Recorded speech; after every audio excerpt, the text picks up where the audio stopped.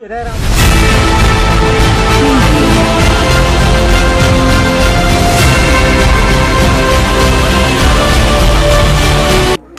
यतिखेर हेर्दै हुनुहुन्छ त्रिशुली खबर टिभी। 24 घण्टा ताजा खबरको लागि हाम्रो च्यानललाई सब्स्क्राइब गर्नुहोला, नजिक रहेको बेल आइकनलाई दबाई हामीसँग जोडिनुहोला। स्थानीय तह निर्वाचन 9 पालिकाको मतपरिणाम आउन बाँकी। काठमाडौँ महानगरमा पनि मतगणना चल्दै मेयर जितेपछि धनराज आचार्यले भने पोखराको जीवन सहज र सरल बनाउने कार्यक्रम ल्याउँछौं। काठमाडौँ अपडेट। मतगणना नसकिँदै उपमेयरमा सुनिता डङ्गोल र मेयरमा बालिन शाहको शानदार जित मनाउन थालियो विजय जुलुस। काठमाडौँमा हेर्नुहोस्, राजनीतिक दलहरूको धुलो चटाउँदै बालिन शाहले ल्याए यति धेरै मत। अन्तत भरतपुरबाट नवनिर्वाचित रेणु दाहालले सम्हालिन् आफ्नो पद। भरतपुरको मेयरमा रेणु दाहालको दोस्रो कार्यकाल यस्ता छन् 3 महत्त्वपूर्ण निर्णयहरू। नेकपा एमाले अध्यक्ष केपी शर्मा ओलीको दम्ब र घमण्डका कारण एमाले गुमायो 6वटै महानगर, कहाँ कति मतान्तरले पराजित। देशकै दोस्रो दल बन्यो। प्रदेश 1मा कुन दल ठुलो? पालिका प्रमुखमा कांग्रेसका धेरै समग्र पद जित्नेमा नेकपा एमाले पहिलो। झापामा बसको ठक्करबाट 2 जनाको मृत्यु। चुनावमा विपक्षीलाई सहयोग गरेको भन्दै नेकपा एमाले गर्यो 18 नेतालाई कारबाही। कांग्रेसको काँध चढेर एमालेको किल्लामाथि धनराजको प्रहार।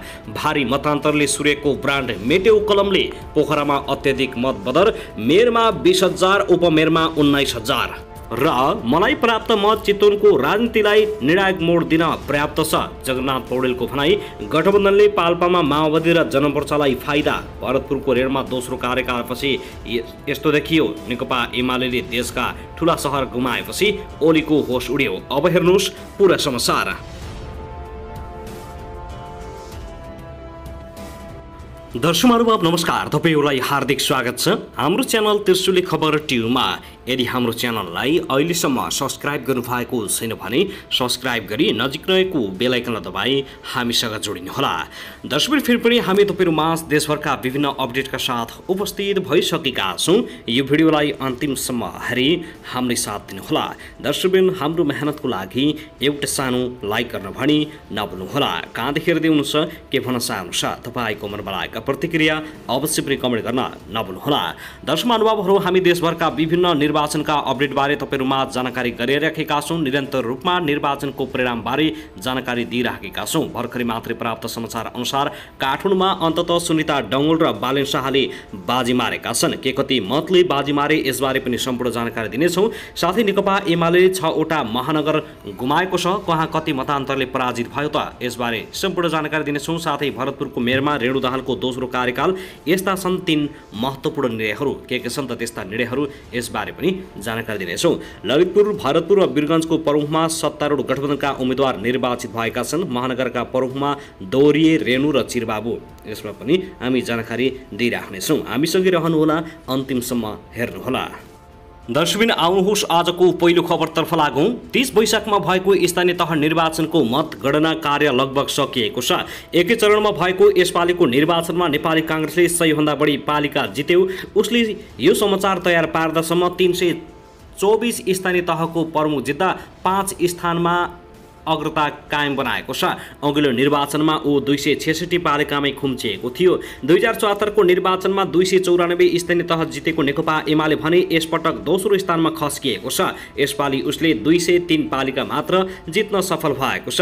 अघिल्लो पटक 6 मध्ये 2 महानगरपालिका जितेको एमाले यसपटक भने सबै गुमाएको छ। 2074 को निर्वाचनमा उसले काठमाडौँ र पोखरा महानगरपालिकाको नेतृत्व पाएको थियो। काठमाडौँको नतिजा आउन केही घण्टा बाँकी रहेको अवस्थामा नेकपा एमालेका मेयर उम्मेद्वार केशव स्थापितले 33,935 मत मात्र प्राप्त गरेका छन्, जबकि बालेन्द्र शाहले 54,718 र सिर्जना सिंह 34,608 मतका साथ अगाडि छन्। स्थापितलाई यसपालि काठमाडौँको मेयरको मुख्य दावेदार मानिएको थियो, तर मतगणनाका क्रममा भने उनी कमजोर देखिएका छन्। समाचार तयार पार्दासम्म काठमाडौँमा 22,500 मत मात्र अब गणना हुन बाँकी छ।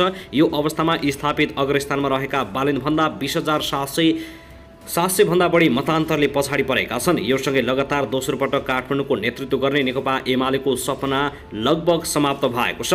यद्यपि नेतृत्व नपाए पनि काठमाडौँको उपमेयरमा भने नेकपा एमालेकी सुनिता डङ्गोलले जित्ने निश्चित भएको छ।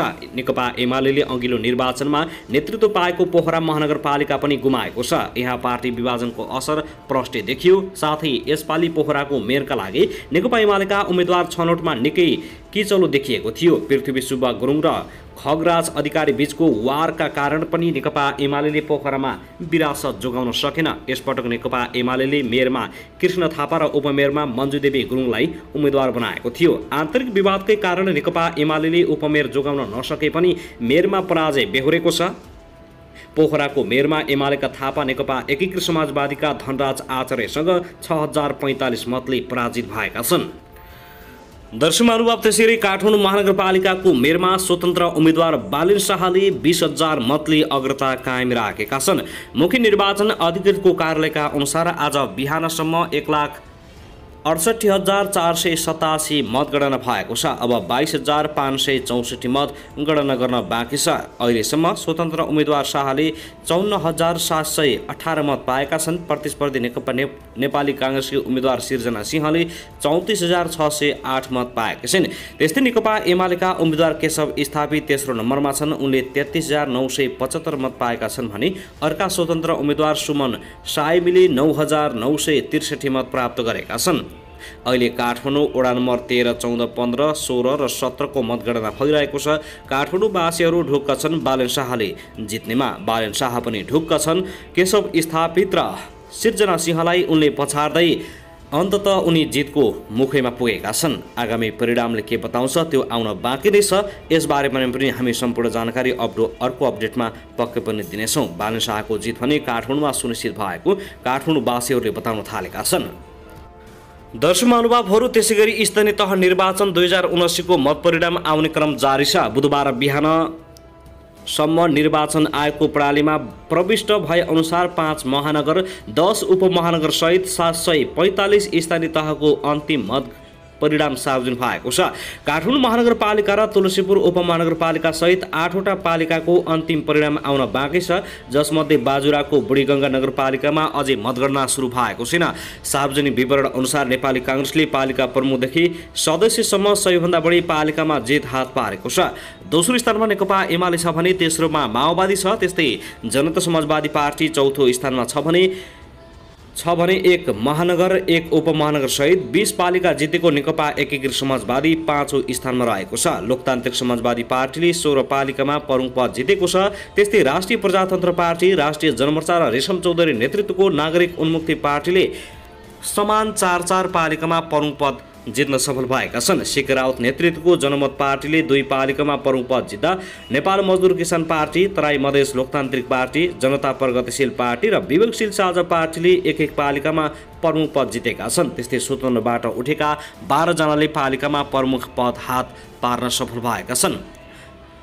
अब आउन बाँकी रहेको पालिकामा प्रदेशिकबाट उदयपुरका 2वटा पालिका, मध्य प्रदेशबाट रौतहटको 1 पालिकाको अन्तिम नतिजा आउन बाँकी छ। त्यस्तै बागमती प्रदेशबाट काठमाडौँ महानगरपालिकाको अन्तिम परिणाम आउन बाँकी छ। लुम्बिनीबाट दाङको तुलसीपुर उपमहानगरपालिका, रूपन्देहीको तिलोत्तमा नगरपालिका र कपिलवस्तुको महाराजगञ्ज नगरपालिकामा अन्तिम परिणाम आउन बाँकी छ। यस्तै सुदूरपश्चिम प्रदेशबाट बाजुराको बुढीगङ्गाको अन्तिम परिणाम आउन पनि बाँकी छ। बाँकी रहेका 8वटा मध्ये बाजुराको बुढीगङ्गा नगरपालिकामा विवादका कारण मतगणना सुरु हुन सकेको छैन।